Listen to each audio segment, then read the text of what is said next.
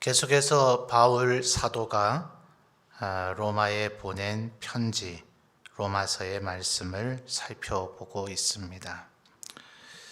지금까지 우리는 로마서를 통해서 바울 사도가 유대인이나 아니면 이방인이냐 하는 이런 혈통적인 근거, 단순히 또 혈통적인 것만은 아니었죠.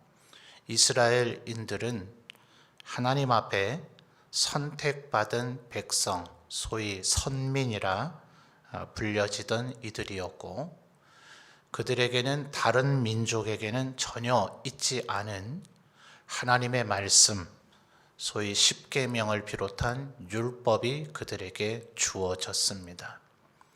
또 마찬가지로 다른 민족에게는 전혀 없는 하나님의 성전이 비록 파괴되어졌을지라도, 그리고 또 다시 지어지긴 했습니다만, 어쨌든 예루살렘에 하나님의 성전에 있었고, 또 오직 이 이스라엘 민족들에게만 하나님의 제사장이라 할 제사장들이 있었죠.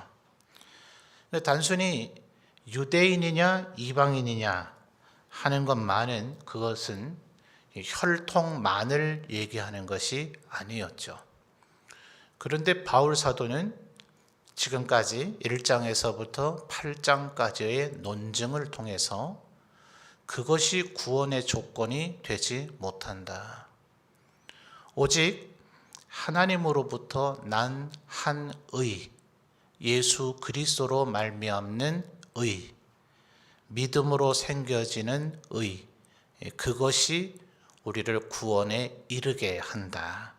말하자면 믿음으로 말미암는 의, 칭의라, 혹은 우리가 이신칭의, 한자적으로 그렇게 표현하죠. 그것을 지금까지 1장에서부터 8장까지 설명하고 논증했다 해도 과언이 아닙니다. 근데 아마 이방인들도 일견 바울 사도의 말이 되는 것 같기는 한데 정말 그럴까라고 생각하는 이들이 아마 있었을 수도 있지 않을까요? 이방인들보다는 오히려 유대인들이 뭔가 바울 사도의 말이 틀린 얘기는 아니죠. 왜냐하면 창세기의 아브라함에 대한 기사들을 정확히 바울 사도가 인용을 했는데, 아브라함이 하나님을 믿으니 이것을 그의 의로 여겼다. 분명히 그렇게 기록이 되어져 있거든요. 그리고 분명히 그것을 부인할 수는 없겠는데, 그래도 우리가 아브라함의 자손인데, 우리가 지금까지 하나님을 알고 잘 섬겨왔는데, 실제로는 아니죠. 실제로는 아닌데 꼭 이런 생각할 때는 자기 자신들을 대단히 미화하는 사람들이 참 많아요. 유대인들이 그렇게 아마 생각했을 거예요. 성전을 자주 찾지도 않았을 것인데, 하나님의 말씀을 자주 읽지도 않았을 것인데, 마치 늘 성전을 찾아 예배하고 늘 하나님의 말씀을 읽고 제사장들의 말에 순종이라도 했던 것 마냥 실상은 그러지 않았다고, 바로 그것 때문에 너희에게 율법이 있어 봐야, 성전이 있어 봐야, 제사장이 있어 봐야 너희 유대인들이 이방인보다 나은 것이 무엇이더냐. 바울 사도가 이렇게 논증을 했지만 여전히 유대인들은 바울 사도의 말은 논박할 수는 없겠죠. 틀린 말이 한마디도 없으니. 그러나 그들 스스로는 마치 착각하듯이 우리에게 성전도 있고 우리에게 율법도 있고 우리에게 제사장도 있는데 왜 우리가 구원받지 못한단 말이냐. 그래서 말하자면 믿음으로 말미암는 의와 오늘 9장에서부터 얘기하는 이 선택, 이미 8장에서 얘기가 있었죠. 8장 28절로 거슬러 가서 볼까요? 29절부터를 보면 되겠네요. 28절에서 그 개념이 조금 나오긴 합니다만 29절, 30절 지난 시간에 우리들 여러 차례 살펴봤죠. 8장 29절과 30절을 보니 하나님이 미리 뭐라고요? 아신 자들, 예지라는 단어로 표현한다 그랬죠. 그리고 또한 그 아들의 형상을 본받게 하기 위하여 미리 정하셨으니 30절 상반절에서도 또 미리 정하신 그들 예정이라 그랬습니다. 에베소서 1장 3절 4절에서 바울 사도가 이 예정에 대한 개념을 보다 더 선명하게 설명을 하죠.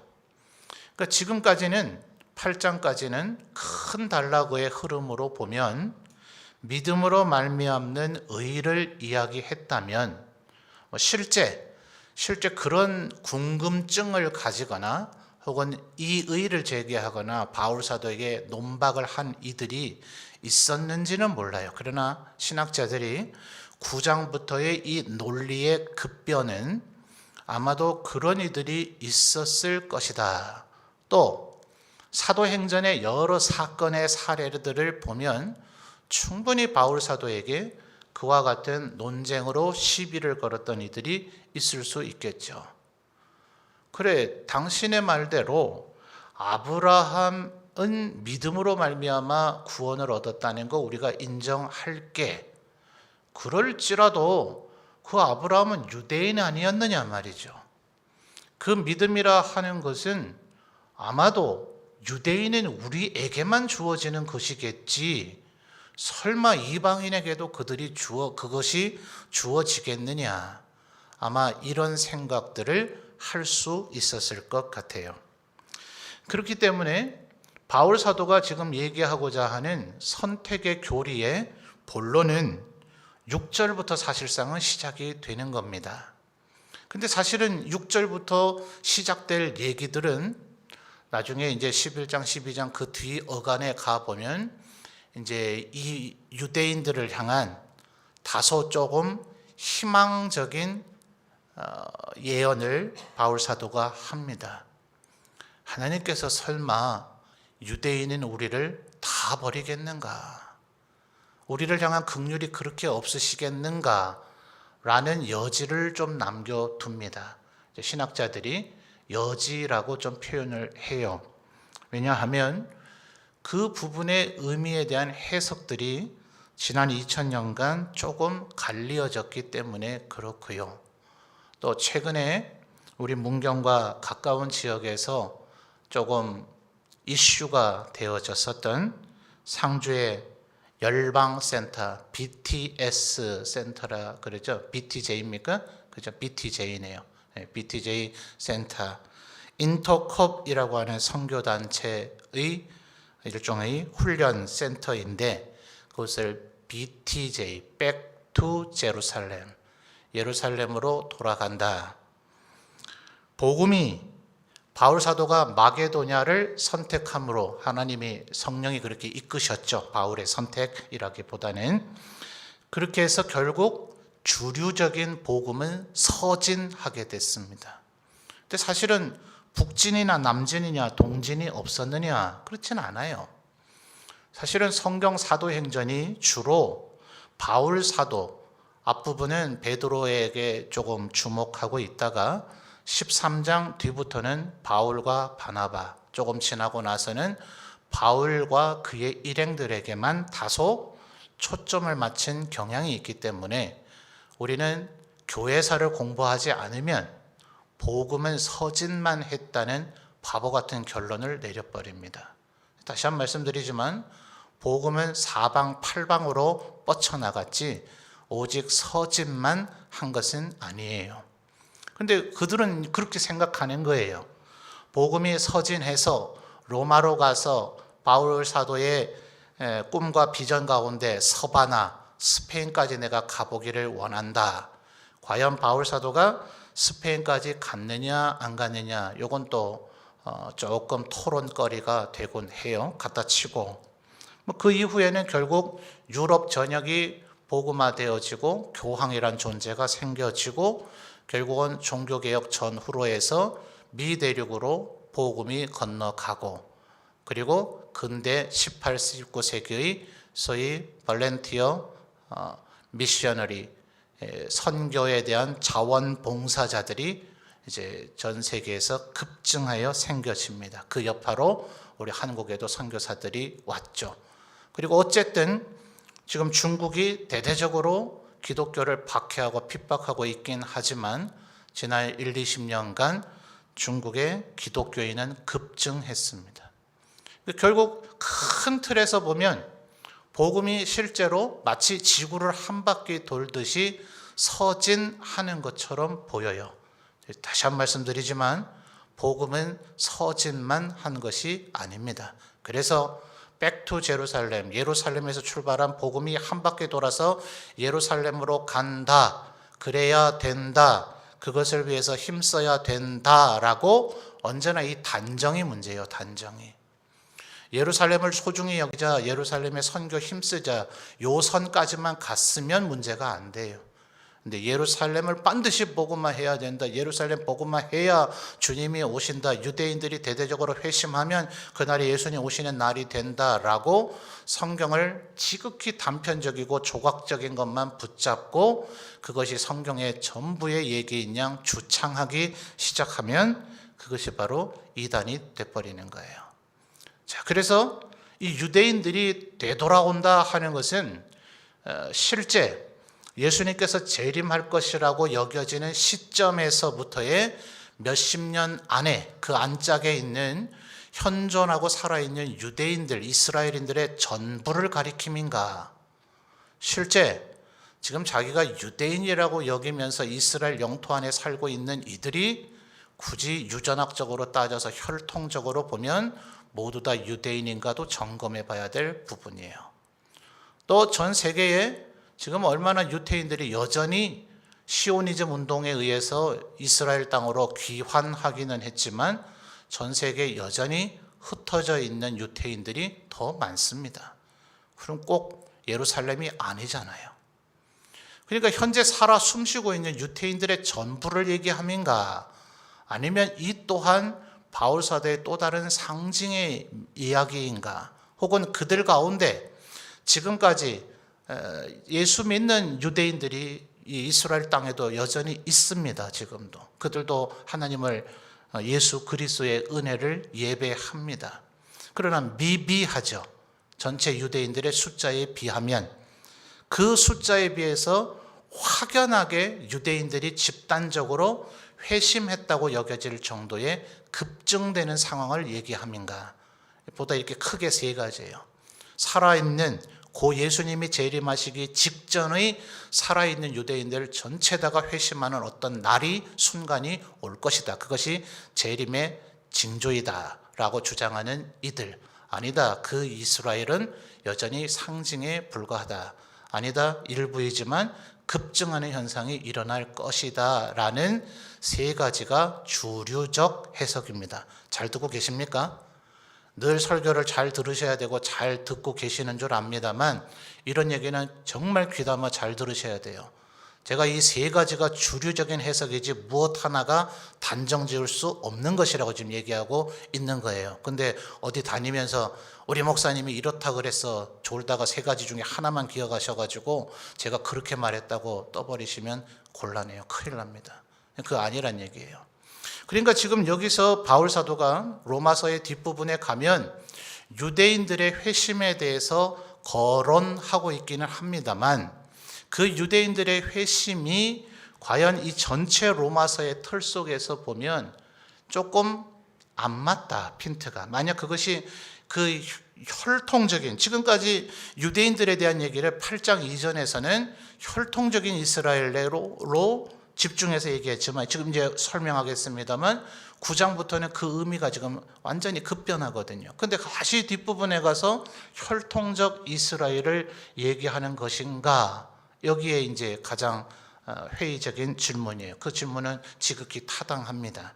그렇기 때문에 유대인들이 지금 구원의 조건이 아니라고 지금 바울 사도는 계속해서 얘기하고 있죠. 이방인들에게 이건 기쁜 소식이에요. 언제나 우리 이방인은 유대인들보다는 B급인가 보다, 유대인들이 A급이고 우리는 B급인가 보다, 그런 의식을 가질 수 있고 실제로 가졌었는데, 바울사도가 지금 뭐라는 거예요? 그 차등 없다는 거예요. 유대인이 A급이고 대한민국 사람이 B급이고 C급이 아니라 하나님 앞에서는 모두 다 동등하고 동일한 조건을 가지고 있다. 근데 유대인들에게 이게 천천병력과 같은 소리죠. 그래서 1절부터 5절까지의 일종의 바울 사도가 지금 너스레를 떨고 있는 겁니다. 말장난은 아니고 진지한 바울 사도의 마음이에요. 자, 여러분 핵심은 3절 하반절을 보십시오. 나의 형제 곧 고륙의 친척을 위하여 내 자신이 저주를 받아 그리스도에게서 끊어질지라도 원하는 바다. 내가 정말 내 인간적으로, 바울 사도 나 인간적으로는 간절히 바라기는 내 혈육이요 동포인 이스라엘 민족 전체가 구원받기를 나는 바란다. 왜 이 얘기해요? 실제는 그렇지 못하다. 너희들이 지금 내가 그런 얘기를 하니까 바울 사도 당신은 왜 그렇게 우리 유대인들을 폄훼하고 싫어하고 유대인은 마치 안 될 것이라고 얘기하고 이방인들만 감싸고 들고 이방인들을 편드는 그런 사고방식 갖고 있느냐에 대한 바울의 지금 반박이에요. 아니다. 너희가 상상하는 것보다 나는 내 동족, 혈육, 유대인들을 나는 간절히 원한다. 어때요, 여러분? 이 바울 사도의 어거지 같은 주장입니까? 실제로 그렇습니까? 실제 그랬죠. 사도행전이 그 사실을 입증해 주죠. 그는 언제나 새로운 도시를 갈 때마다 유대인의 회당을 먼저 찾았습니다. 단 한 번도 유대인의 회당에서 환영받거나 영접하는 일이 대대적으로 일어난 적이 없습니다. 차라리 안 찾아가고 이방인들을 먼저 찾아갔으면 지금까지 하나님도 모르고 하나님의 은혜의 그늘 아래는 들어올 가능성이 없다고 여겨지던 그들이 얼마나, 모두 다는 아니지만 그 이방인들 가운데서 복음을 받아들인 이들이 얼마나 열렬히 바울 사도를 환영했습니까? 그럴 수밖에 없지 않겠어요?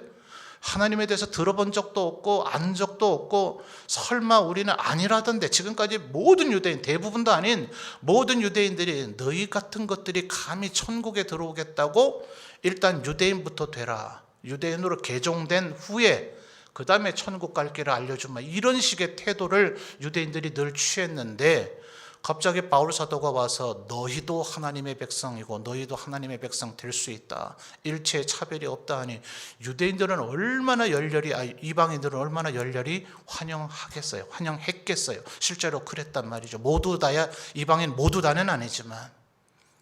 그러나 유대인들은 단 한 번도 그런 적이 없죠. 천하를 어지럽게 하는 잘하는 동, 당신이 예루살렘에서부터 무리를 많이 일으켰다는 얘기를 들었다는 동, 사실에 근거하지도 않은 비방과 비난까지도 바울 사도에게 하면서 바울 사도를 얼마나 철저하게 핍박하고 박해했는가.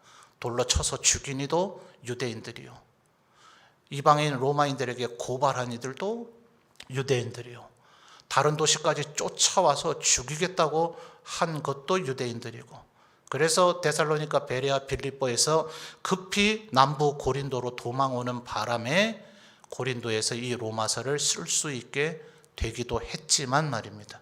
하나님은 언제나 모든 일을 합력해서 선을 이루어 가시죠. 그러나 어쨌든 바울 사도는 단 한 번도 그들에게 환영을 받은 적이 없어요. 그런데도 바울 사도는 어쨌습니까? 회당이 없으면, 빌립보에서 그랬죠. 그때 사람들이 가장 많이 모여있는 빨래터로 나가서 복음 전할 기회를 엿보았을 뿐, 그렇지 않으면 무조건 회당부터 찾았다. 주님이 분명히 얘기했잖아요. 어느 정도 세월이 지나고 난 이후에 야 바울아, 너 언제까지 되지도 않을 네 동족만 붙잡고 있을래? 이방인에게 좀 집중하지 그래 라고 그러셨나요? 아니요. 최초의 다메섹에서 부르심을 받았을 때부터 내가 너를 이방인의 사도로 세웠다. 엄격하게 어떤 면에서 보면 하나님의 말씀에 불순종이고 거역이에요. 이방인부터 찾아갔어야죠. 그런데 바울 사도는 한결같이 언제나 유대인들을 찾아갔어요. 어쩌면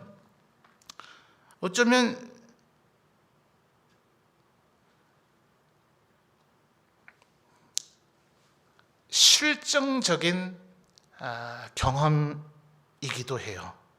그러니까 바울 사도가 지금 이제 7절 이하부터 역시 창세기예요. 창세기를 가지고 하나님은 언제나 선택하셨다는 것을 지금 논증해 주는데, 그 이전에 나는 정말 유대인 내 동포를 사랑한다. 그런데 6절 하반절에 그 여지가 나타나죠. 내가 해봐도 하나님 6절에 뭐라 그래요? 그러나 하나님의 말씀이 패하여진 것 같지 않더라. 내가 해보니 하나님의 말씀이 맞더라. 내 동족 유대인에게 아무리 해봐야 그들은 믿지 않더라. 애초부터 창세전부터 하나님이 선택하신 자들만이 그들이 복음을 받아들이지 아브라함의 씨가 그 아브라함의 씨가 아니더라. 유대인들에게 아무리 복음 전해봐야 그들은 안 믿는 자는 안 믿더라. 실체적인 바울의 경험이 또한 그랬고 창세기의 논리가 그렇더라. 그러나 그럼에도 불구하고 여전히 나는 유대인들 내 동족을 사랑한다. 자, 여러분 1절로 거슬러 가서도 봐요. 그냥 본론적으로 3절에서 나는 내 동족 정말 사랑한다 이랬으면 되는데 1, 2절 합절에서도 뭐 이렇게 수식어가 많아요. 내가 그리스도 안에서 뭐 한대요? 참말을 하고 거짓말한다. 내가 지금 말하는 거 진짜다. 이거 거짓말 아니다. 정말이다. 지금 말하자면 이렇게 얘기하는 거죠.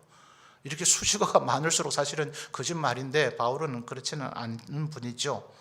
지금 자기가 할 말을 얼마나 안 믿을 것 같으면 이렇게까지 강조를 하겠어요. 실제로 안 믿었으니까 바울 사도를요. 나는 정말 너희를 사랑한다. 그래서 참말이고, 그렇기 때문에 1, 2절 합절의 중간 부분 보세요. 나에게 큰 근심이 있고 마음에 그치지 않는 고통이 있다.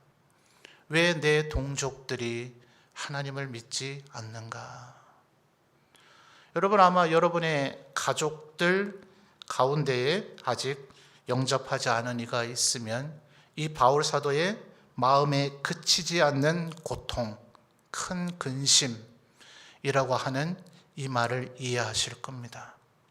우리 성도들 가운데도 복음을 열심히 전하는 분들 아마 이 말씀 바울 사도의 심정을 충분히 이해할 겁니다. 목회자로 20년 넘게 살아보니 저도 이 말씀을 조금 이해할 듯 합니다. 아무리 전해봐야 안 되는 이는 안 되더라고요. 그래서 지금 바울 사도가 얼마나 마음이 슬플까요? 여러분 4절과 5절을 주목해서 보십시오. 얼마나 유대인들은 이방인들에 비해서 하나님을 믿을 만한 특권과 같은 그런 위치에 있었던가. 자, 4절에 그들은 이스라엘 사람이라. 당연한 얘기인 것 같지만 이 이스라엘이 뭡니까? 야곱이 야복강에서 씨름하고 나서 하나님으로부터 얻은 호칭이죠. 어떤 인간이 이런 호칭을 받을 수가 있습니까? 이게 말이 됩니까? 사람인데 하나님과 싸워서 이겼다. 그게 이스라엘이라는 말이잖아요. 말이 돼요? 말도 안 되는 얘기를 하나님께서 일부러 야곱에게 이 영광을 주시려고 기권을 해주셨죠. 그래서 하나님이 기권패 이렇게 됐기 때문에 야곱이 승리자가 된 거죠. 만약 심판들이 있어서 모든 경기가 끝마치고 판정승패를 가려야만 했다면 당연히 야곱이 패배죠. 몸의 다리를 영원히 절어야 되는 중상을 입었으니까요. PKO라 그럽니까? 권투나 격투기에 이미 야곱은 자기는 싸우겠다고 지금 끝까지 버티고 있는데 심판들이 볼 때는 이러다 죽는다. 경기 진행할 수 없다. 패배 인정해라. 라고 경기를 중단시켜야 될 상태였죠. 그런데 하나님께서 웬일인지 기권을 선언하셨어요. 그래서 야곱은 승리자가 되셨습니다. 오직 야곱과 그 하나님의 백성들에게 하나님과 싸워 이긴 자라는 승리의 영광의 칭호를 주시기 위해서. 이것은 짜잘하게 인간들하고 싸우지 말라는 얘기겠죠. 너는 하나님을 이긴 자인데 그런 거물이나 상대해야지 잔챙이들하고 싸우면 안 되죠. 그러니까 잔챙이들이 까불어도, 그죠? 아주 쪼맨한 치어와 같은 강아지가 아주 거대한 사냥개한테 가서 까불거리면 사냥개 상대도 안 하죠. 쳐다보지도 않아요. 짖든지 말든지 옆에서 끌든지 말든지 깨물든지 말든지 뭐 상대해봐야 한 깜도 안 되는데 그걸 뭘 상대를 하겠어요. 4절에 이스라엘 사람이라 하는 말은 단순히 혈통 밝혀주는 게 아닙니다. 그렇게 살았었어야 했죠. 근데 이스라엘 백성이 그렇게 살지를 못했죠. 이어지는 말씀 보십시오. 양자됨은 바울 사도가 지금 구원의 논리를 설명하는 주요한 얘기 중에 하나였습니다. 우리를 하나님의 양자 삼으셨다. 근데 바울 사도는 지금 이 양자됨이 구원의 9가지 서정의 단계 속에서 요한복음 1장 12절에서도 말하는 영접하는 자 곧 그 이름을 믿는 자들에게는 하나님의 자녀가 되는 권세, 그 자녀, 그 양자됨을 얘기하는 것이 아니라 바로 이스라엘, 하나님의 선민, 그리고 선택된 백성이라서 선민, choice people이죠. 그리고 holy people, 거룩한 백성으로서의 성민, 이렇게 부를 때의 그 하나님의 백성이 결국 하나님의 자녀가 된 것이죠. 그래서 지금 이 예수 그리스도를 믿어서 양자될 그 은혜와는 성격은 다르지만 어쨌든 이스라엘 유대인 너희도 나름대로는 양자됨의 은혜를 이미 누렸던 이들이다. 이 얼마나 어마어마한 특권이에요. 지금 이 이방인들은 예수님을 믿어서 그 믿음이 확인이 되어지면 내가 하나님의 자녀가 되었구나 라는 그 자녀 되어짐은 방금 전에 요한복음 1장 12절 인용도 해드렸습니다만 하나님의 자녀가 되는 것은 그냥 자녀됨으로 끝나는 게 아니라 권세예요. 권세. 어마어마한 권세입니다. 지난 우리 말씀에 살펴봤잖아요. 누가 우리를 대적하리요? 누가 우리를 과연 정죄하리요? 누가 우리를 그리스도의 사랑에서 끊으리요? 이게 하나님의 자녀됨의 권세죠. 또 하나님의 나라의 그 가치가 얼마나 어마어마하겠어요? 그런데 우리가 의의 상속자가 된다. 삼성 재벌의 상속자 되면 수지 맞는 거 아니겠어요? 그 집안의 딸하고 결혼해서 사이로라도 얹혀놔서 전 재산은 아니더라도 재산의 일부라도 이렇게 물려받게 된다면 사람들이 그 사람을 얼마나 부러워하겠어요? 그 정도가 아니잖아요. 하나님 나라를 계승하는 자가 된다는 것이 양자됨인데 그 양자됨이 너에게 있었지 않느냐? 4절 보고 계십니까? 그래서 양자됨 다음에 무슨 단어가 나와요? 영광. 너에겐 이미 영광이 있었지 않았더냐? 언약들은 큰 틀에서 보면 그 다음에 나타나는 율법이지만 보다 더 광범위한 하나님의 말씀을 얘기하고 있어요. 얼마나 많은 언약들이 모세 율법과 역사서들과 선지서들에서 하나님에 의해서 제시되었습니까? 인간은 알지도 못하고 바라지도 못하고 엄두도 못 냈지만 하나님께서는 어마어마한 언제나 새롭고 놀라운 축복들을 인간들에게 일방적으로 약속하셨었죠. 언약들입니다. 율법을 세우신 것, 예배, 약속들, 그리고 5절에 이어지는 조상들, 이제 7절 이하에서부터 언급되어질 아브라함, 이삭, 야곱, 그 탁월한 믿음의 족장들이 바로 너희들의 조상들이 아니더냐. 5절 잘 보십시오. 더 어마어마한 얘기가 나옵니다. 육신으로 하면 그리스도가 너희 유대인으로 태어나셨는데 그분은 어떤 분이에요? 그는 만물 위에 계셔서 세세의 찬양을 받으실 누구요? 하나님이시다. 하나님이신 그리스도가 너희 유대인으로 태어났지 않느냐. 엄청난 축복이고 특권이죠. 그럼에도 불구하고 예수 그리스도를 믿지 않으면 그는 구원받지 못한다. 이게 지금 바울 사도가 얘기하는 선택되어짐의 교리의 핵심입니다. 그래서 7절부터 이어지는 우리가 창세기를 통해서 익숙하게 알고 있는 거죠. 바울의 논리가 얼마나 탁월한가 보십시오. 하나님의 9절에 보니 약속의 말씀이 있었죠. 약속의 말씀은 9절도 얘기하지만 7절도 얘기하죠. 7절을 보니 7절 하반절에 이삭으로부터 난 자라야 네 씨라 불려지리라. 그러니까 이미 아브라함의 자손이라고 해서 다 선택된 자가 아니죠. 이스마엘 혹은 그두라에게서 태어난 6명의 자녀들은 전혀, 그 중에 미디안도 있고 아말렉도 있잖아요. 그들은 전혀 하나님의 백성으로 간주되어지지 않았다. 오직 이삭에게서 난 자야라면 되는데, 구절을 보니 약속의 말씀이 또 한 가지 있는데, 그 이삭의 조건을 충족시키는 것이 사라에게서 태어난 자여야 되죠. 그러면 사라에게서 태어난 자는 이삭만이 아니라 그 뒤에 야곱 그리고 에서도 그러할 터인데, 그런데 에서는 제외되더라는 거죠.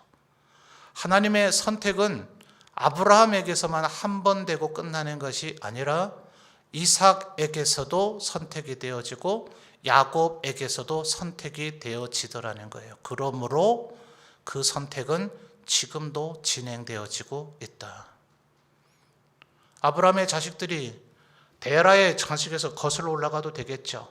데라의 자식들 중 오직 아브라함만 선택을 받았고, 아브라함의 자식들 중 오직 이삭만 선택을 받았고, 이삭의 자식 중 오직 야곱만, 심지어 11절에 에서와 야곱은 태어나기도 전에 그들의 선이나 악을 행하지 않았을 때에 오직 택하심, 하나님의 뜻, 부르시는 이의 그 부르심으로 말미암아 그렇게 된 것이다. 그러니 유대인이라고 다 구원받는 것 아니고 이방인이라고 구원받지 못하는 것이 아니다. 오직 믿음으로 구원받는데 그 믿음은 선택, 하나님의 선택을 베이스로 하고 있다. 지금 그 얘기를 하고 있는 겁니다. 아마 익숙하게 우리 성도님들 알고 계시는 질문이겠습니다만 수많은 궁금증과 질문들이 떠오를 겁니다. 그것은 14절 이후부터 설명되기 때문에 오늘 우리가 밤새는 부흥 집회를 할 게 아니라면 더 이상 제가 말씀을 드릴 수는 없습니다. 그건 다음 시간에 얘기해야 될 것인데, 그래서 언제나 저는 이 한 시간의 예배 시간이 간주되는 게 늘 아쉬워요. 그러니까 목회자는 필연적으로 조각적 설교를 할 수밖에 없어요. 선택이라고 하는 것이나 하나님의 작정과 섭리들은 언제나 인간의 자유의지와 함께 입체적으로 그려져야 됩니다.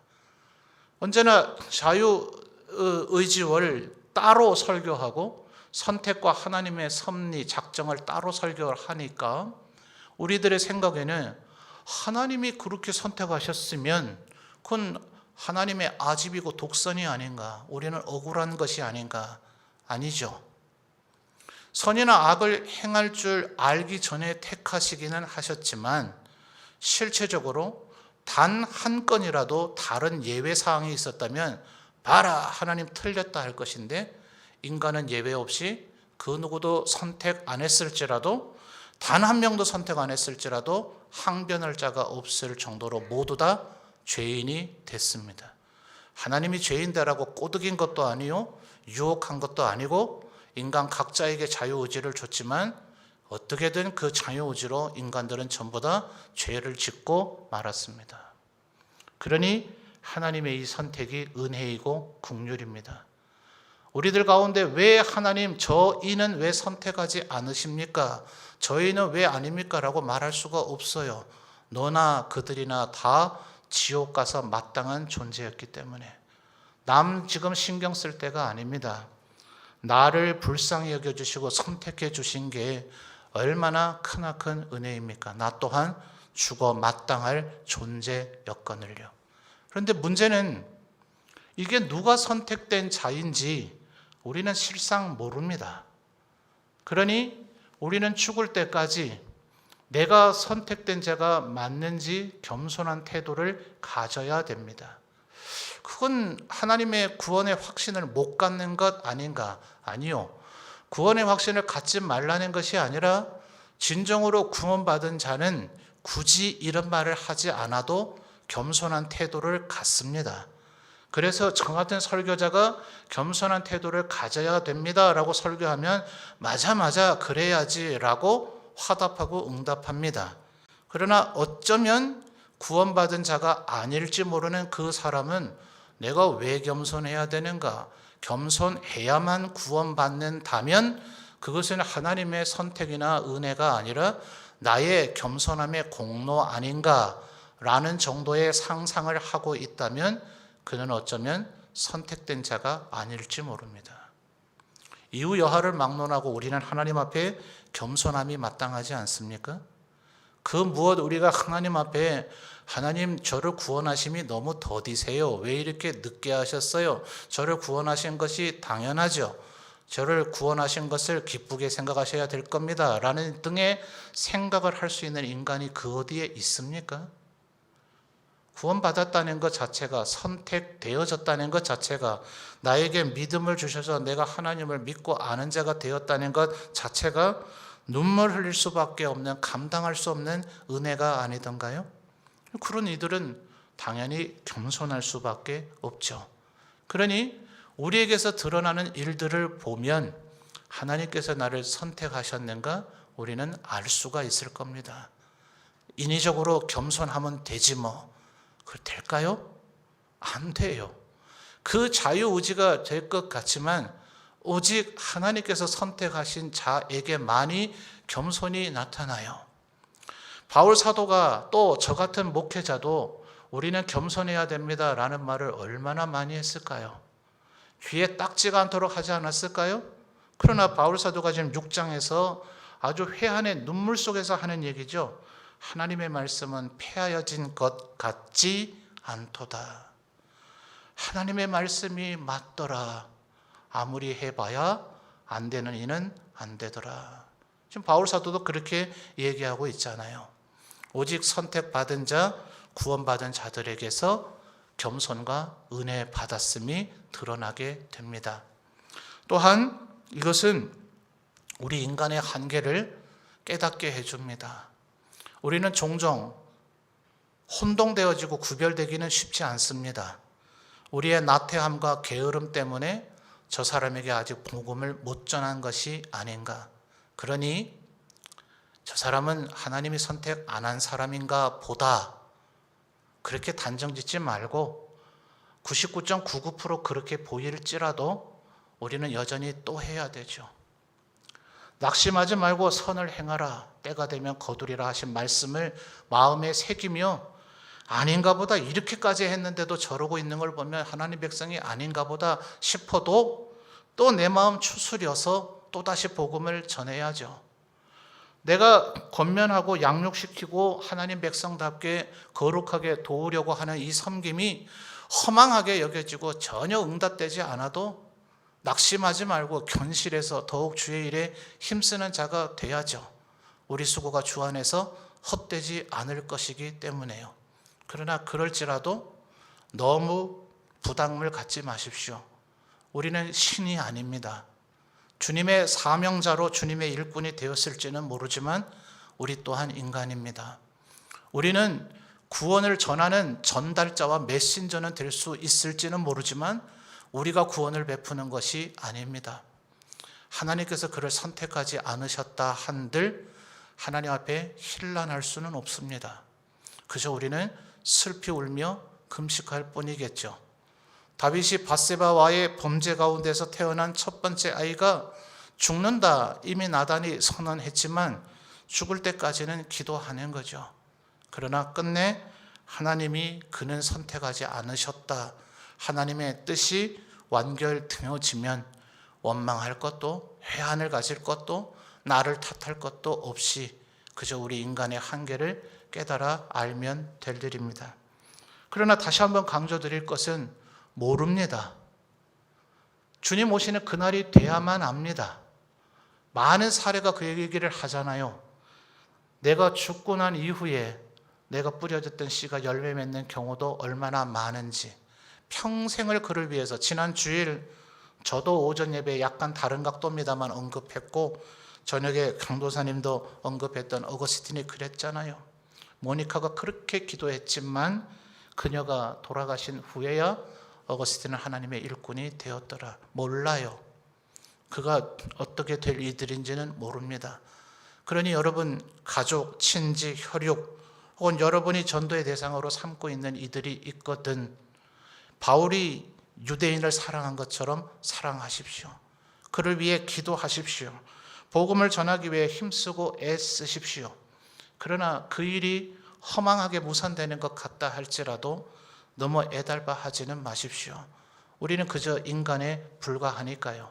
다만 주께서 우리를 긍휼히 여기시고 우리를 선택하셨다는 그것이 얼마나 큰 은혜인가를 기억하시고 겸손하고자 애쓰십시오. 겸손할 자만이 겸손하게 될 것입니다. 사실은 이 바울 사도의 명쾌한 복음의 원리를 알면 설교할 때조차도 사실은 쓸쓸하죠. 이 설교가 우리 모든 성도들에게 다 들려졌으면, 근데 기억해야 되죠. 설교자는 이 자리에서조차도 100%에겐 들려지지 않을 수도 있다. 그 사실을 각인하고 인식하고 설교한다는 것이 얼마나 슬픈 일입니까? 그러니 바울 사도가 내 마음에 그치지 않는 고통이 있다. 그러나 힘써 전해야죠. 듣든지 아니 듣든지 전해야죠. 때를 얻든지 못 얻든지 전해야 되죠. 이것이 우리 인간의 한계입니다. 이 한계를 느끼면 느낄수록 나를 선택하시고 구원하신 하나님의 은혜가 얼마나 큽니까? 우리 모두를 하나님께서 선택하신 줄 믿습니다. 이 믿음 가지고 언제나 하나님의 은혜 날개 그늘 아래 살아가시는 우리 점천제일교회 성도들이 되시기를 바랍니다.